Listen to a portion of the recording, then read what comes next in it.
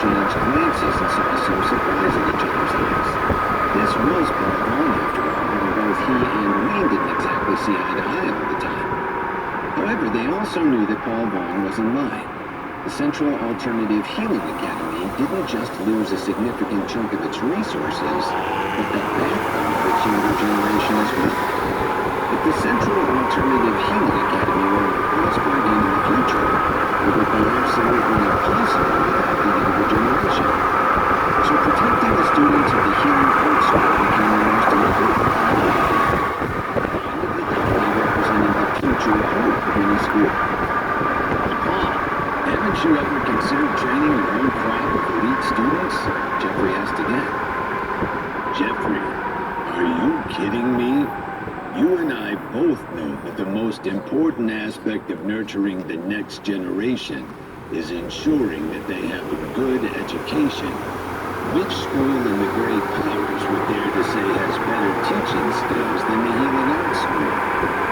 Furthermore, the girls that were stored in the Central Alternative Healing Academy are also very powerful. And my hands are already tied as it is with managing that problem alone. Paul seemed to be extremely wary of the entire situation.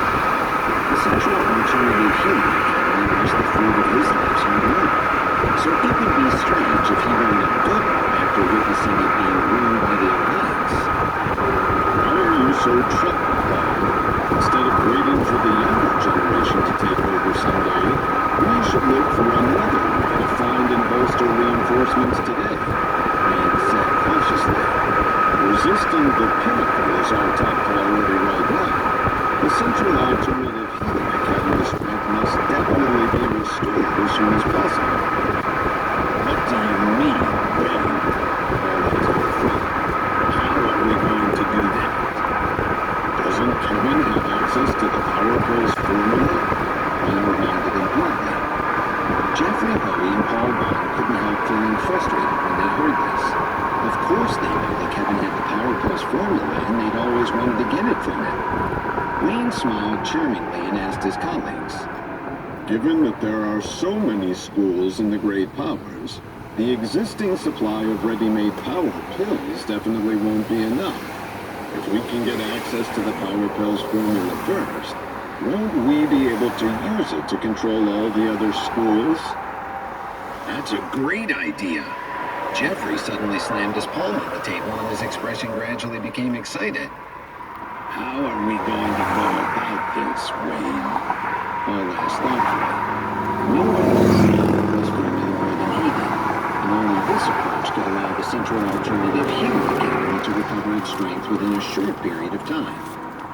I know a way to draw Kevin out alone to meet the three of us. When the time comes, we'll force him to hand over the Power Pills formula, Wayne said boldly.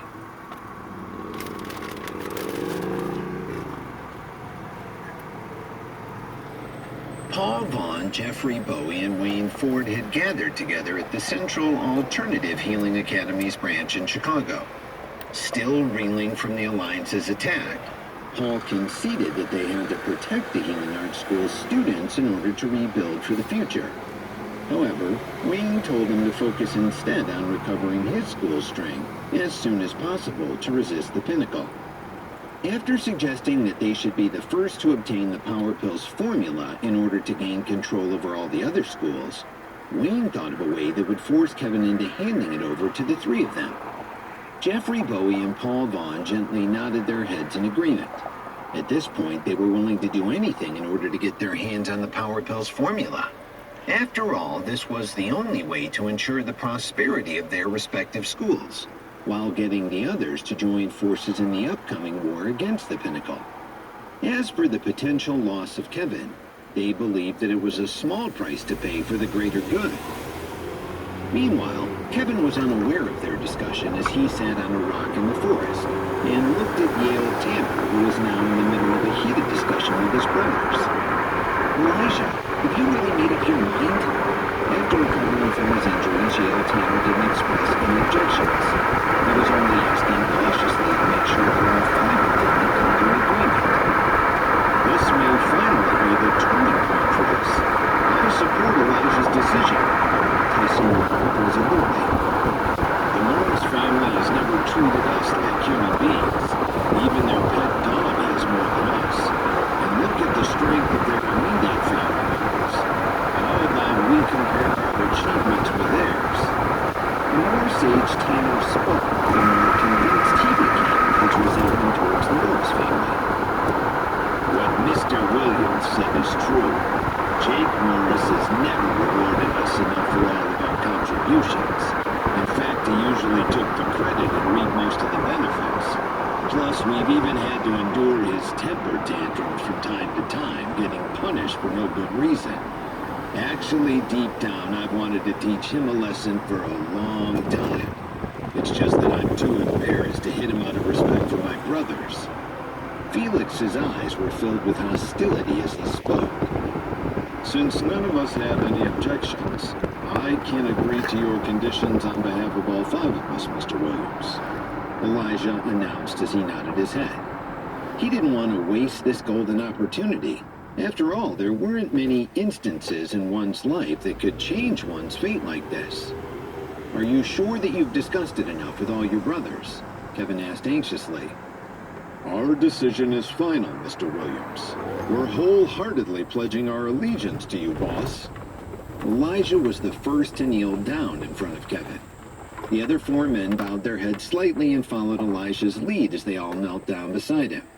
Since they'd made their decision after some careful consideration,